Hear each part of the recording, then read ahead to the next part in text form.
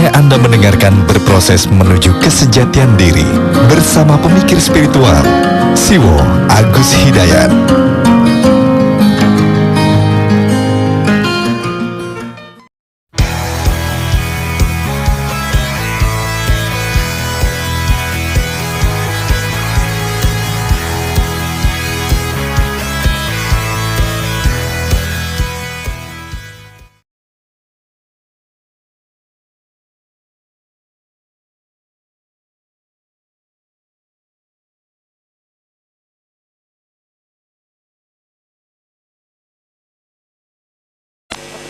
Kalau sesuatu yang tak terbatas tidak pernah bisa dipahami oleh yang terbatas.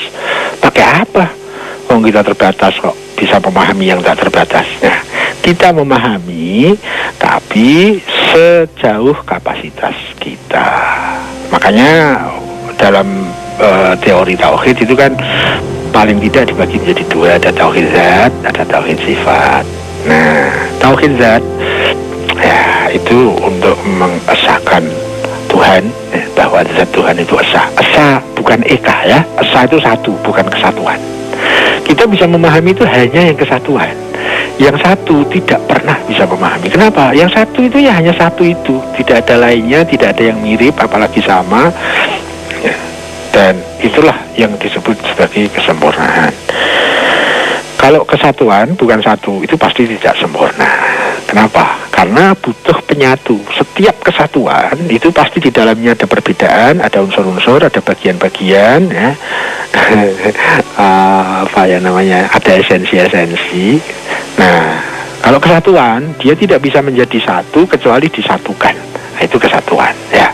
Yang sering disebut dengan nitas. Nitas itu selalu kesatuan, bukan satu.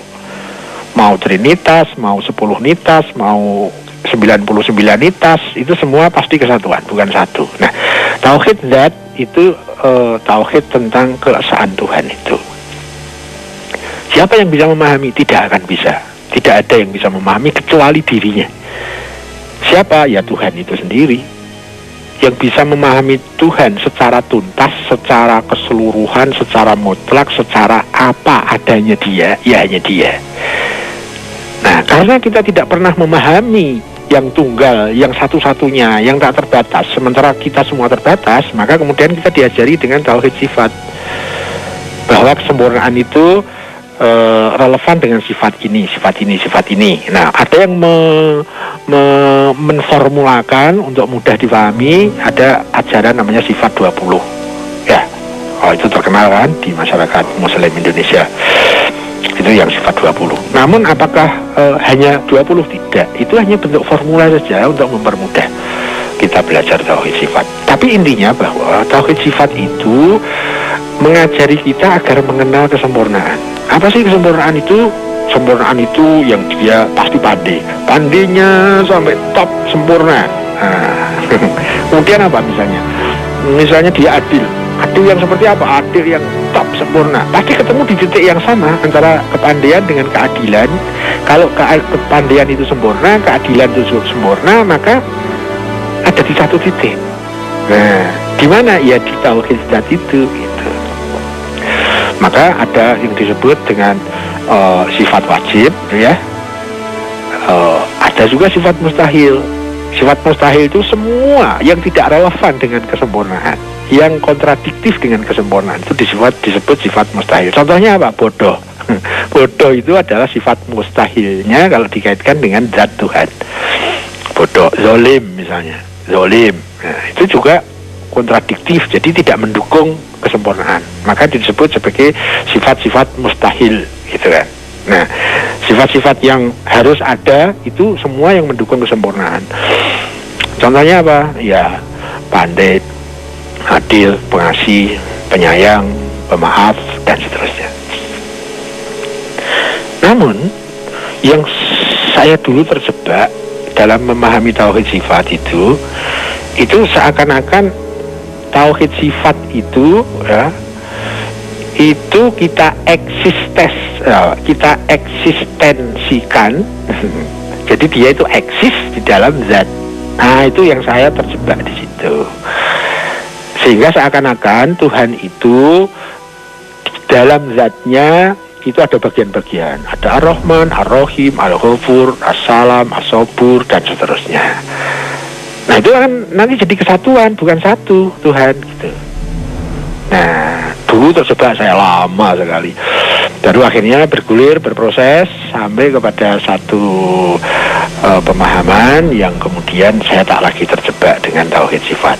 Intinya bahwa tauhid sifat itu mengajari kita agar tahu yang namanya kesempurnaan itu kayak apa toh. Itu. Kita diajari sifat itu maksudnya ini loh, ini sifat itu sifat Allah itu begini. Hanya dalam rangka mengajari kita agar kita itu tahu, kita itu paham kesempurnaan itu seperti apa sih. Kita diajari wujud kita, bako, mukhalafatu, hawadisi, dan seterusnya. Bahwa bahwa Tuhan itu sempurna. Tapi sampai seberapakah kesempurnaan Tuhan itu kita tidak pernah mampu menggapai. Kita memahami tauhid sifat, Allah itu maha pandai misalnya. Sudahlah, kita bisa memahami kepandaian yang paling top itu seperti apa. Tapi Tuhan bukan itu. Tuhan lebih dari itu. Ya, itu hanya kepandaian yang mampu kita gapai. Itu hanya kepandaian yang mampu kita pahami. Jadi orang yang paling pandai di dunia ini, yang paling tahu tentang level top kepandaian itu seperti apa, itu misalnya wakil Tuhan gitu ya. Tapi kemudian Allah maha pandai apa seperti itu? Bukan, tidak seperti itu, belum. Gitu kan? Itu baru kepandaian yang mampu kita gapai, mampu kita raih, mampu kita pahami. Nah Tuhan, Allah. Ya, makanya kemudian nanti ada rumus pada saat kita mempelajari tauhid sifat, ending itu harus diakhiri dengan Allahu Akbar, bahwa Allah lebih besar, Allah lebih dari itu. Jadi tak seorang pun, sehebat apapun dia, wakil Tuhan yang paling top sekalipun, tidak pernah memahami bagaimana kesempurnaan itu sebenarnya. Kesempurnaan Tuhan maksudnya. Tidak ada. Yang bisa memahami Tuhan hanya Tuhan itu sendiri. Secara tam maksudnya, secara sempurna maksudnya. Nah, kita bisa memahami Tuhan sekapasitas yang mampu kita gapai. Maka kita selalu dianjurkan Allahu Akbar. Allahu Akbar itu maksudnya Allah lebih tinggi dari apapun yang kita pahami. Allah lebih besar dari apapun yang kita mampu ma'rifahi. Jadi seluruh ma'rifatullah itu tidak pernah sampai tuntas. Kenapa? Yang punya ma'rifah itu adalah makhluk yang terbatas. Sementara yang mau dimakrifahi, yang mau dikenal, mau yang difahami itu adalah zat yang tak terbatas. Jadi kalau berkenan maka saya ralat pertanyaannya. Kita ini terbatas, Tuhan tidak terbatas. Kenapa kita mampu memahami yang tak terbatas? Enggak.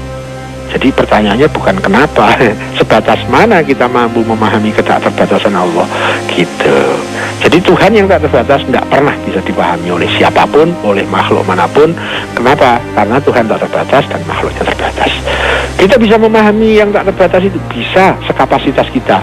Bukan berarti kita sudah memahami zat sebagaimana adanya yang maha sempurna itu. Jangan lupa kita memahami Allah yang sebegitu terus meningkat, semakin baik ya. Tapi jangan lupa bahwa belum Allah lebih dari itu, begitu ya. Bahkan ada begini, tapi ini agak hati-hati ya.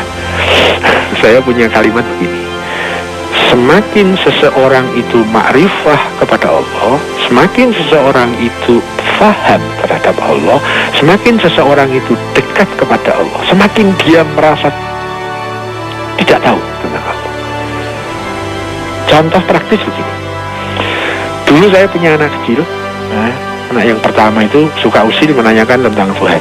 Nah, suatu saat begini, ada pertanyaan muncul, Bapak, Tuhan itu maha tinggi ya Pak? Ya. Sama pohon itu lebih tinggi lagi ya Pak? Iya. Suatu saat lagi ada helikopter lewat. Itu kan tinggi sekali Pak, helikopter. Iya. Tuhan kan maha tinggi, berarti lebih tinggi dari itu. Iya. Ya. Saya hanya bisa menjawab iya. Karena mau menjelaskan juga sulit gitu. Oh, suatu saat lagi dia bilang, langit ya Pak, berarti Tuhan itu di atas langit, lebih tinggi dari langit. Iya. Maha tingginya Allah itu jelas sekali bagi anak saya itu. Ya.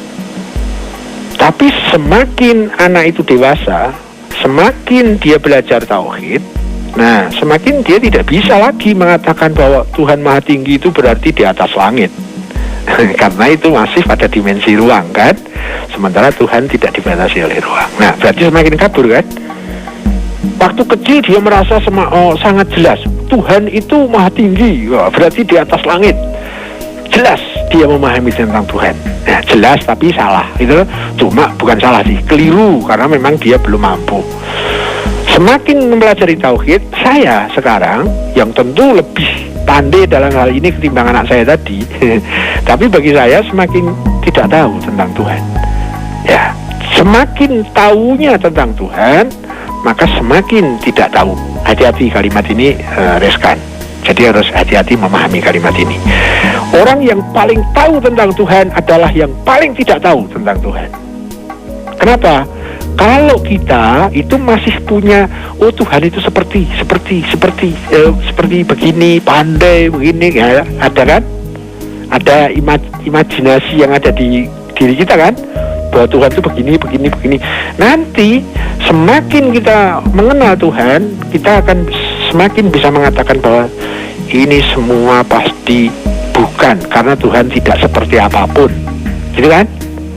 Nah, jadi kalimat ini kembali hati-hati, tanda petik garis bawah yang agak tebal, bahwa semakin seseorang tahu tentang Tuhan, semakin seseorang ma'rifah kepada Allah, semakin dia tidak tahu tentang Allah. Jadi siapa yang paling tidak tahu? Orang yang semakin bertauhid, ya, toh? Tapi hati-hati, kalimat ini kalau tidak hati-hati bisa menjebak kita. Atau kalau dipelintir, oh enak banget kalimat ini ya. Tapi contohnya seperti itu. Orang yang merasa paling tahu tentang Tuhan itu ya anak kecil gitu. Sampai dia bilang sama temennya, nanti tak panggilkan Tuhanku loh kalau kamu nakali aku. Wow. Jadi kelihatannya itu jelas sekali Tuhan itu gitu kan. Sampai kemudian kalau mengatakan Tuhan itu besar sekali ya Pak, sama bumi ini besar lagi ya Pak. Ya, sejelas itu bagi dia. Tapi semakin kita belajar, apa maksudnya Allah Maha Besar?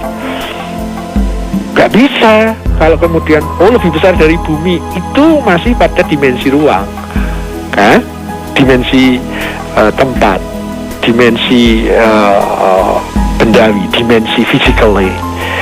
Padahal Tuhan itu tak terbatasi oleh ruang dan waktu, tidak terbatasi oleh dimensi. Nah, semakin kita belajar, semakin kita mempelajari tauhid, semakin kita merasa dekat kepada Allah, tapi otomatis semakin kita tidak kenal. Kenapa? Setiap sesuatu yang ada pada pemahaman kita itu pasti seperti sesuatu, dan Allah tak pernah seperti sesuatu apapun. Sampai nanti pada ujung pembelajaran tauhid sifat itu, di sana ada yang kemudian saya dapati bahwa Allah itu maha suci dari apapun yang kalian sifatkan. Jadi Allah itu zat, bukan sifat. Ya kan? Maha suci Allah, subhanallahi amma yasifun. Redaksinya begitu. Maha suci Allah dari apapun yang kalian sifatkan. Jadi Allah itu tidak bersifat. Tapi kenapa kita diajari tauhid sifat? Kenapa ada Ar-Rahman, Ar-Rahim dan seterusnya? Kenapa ada Asmaul Husna? Itu karena kita diajari untuk mengenal Allah. Tapi jangan lupa bahwa pengenalan kita kepada Allah itu sesuai kapasitas keterbatasan kita. Jadi jangan pernah kita mengatakan Allah itu pasti yang begini, yang begitu. No, Allah tidak seperti apapun, tidak seperti apapun yang kita sifatkan, tidak seperti apapun yang kita pahami dari tauhid sifat itu. Maka yang menyelamatkan saya dari 100 nitas yaitu ada kalimat Allahu Akbar sebagai ending dari tauhid sifat. Kalau saya tidak pakai ending Allahu Akbar dalam tauhid sifat, maka Allah punya bagian-bagian, paling tidak ada 99 bagian, dan itu menjadi satu. Ar-Rahman itu beda dengan Ar-Rahim, Ar-Rahim beda dengan Al-Ghafur, jadi sudah ada 3 kan, tapi satu. Nah itu sama Trinitas itu. Kenapa? 3 tapi satu. Nah, di fase-fase perjalanan kemudian saya menemukan itu. Kalau kita mempelajari tauhid sifat, kita harus benar-benar kasih endingnya adalah Allahu Akbar. Allah lebih besar dari apapun yang kita pahami. Allah lebih besar dari apapun yang kita ma'rifati. Allah lebih besar dari apapun yang bisa kita yakini. Ya. Kalau Allahu Akbar itu dipakai di situ, jelas. Bukan Allahu Akbar untuk melempari batu. Ya, bukan. Masa ngebom pakai Allahu Akbar. Allahu Akbar itu luar biasa. Jangan diremehkan, jangan direndahkan hanya untuk demo. Kira-kira gitu, Mas. Jadi Mas Doni, tidak ada satupun makhluk yang mampu memahami ketak terbatasan Allah secara total, secara sebagaimana adanya. Itu tidak akan pernah. Jadi, kenapa kita mampu memahami? Enggak. Kita memahami itu hanya bagian-bagian tertentu yang mampu kita tangkap sesuai dengan kapasitas dan keterbatasan kita. Bukan berarti kita sudah memahami Allah sebagaimana.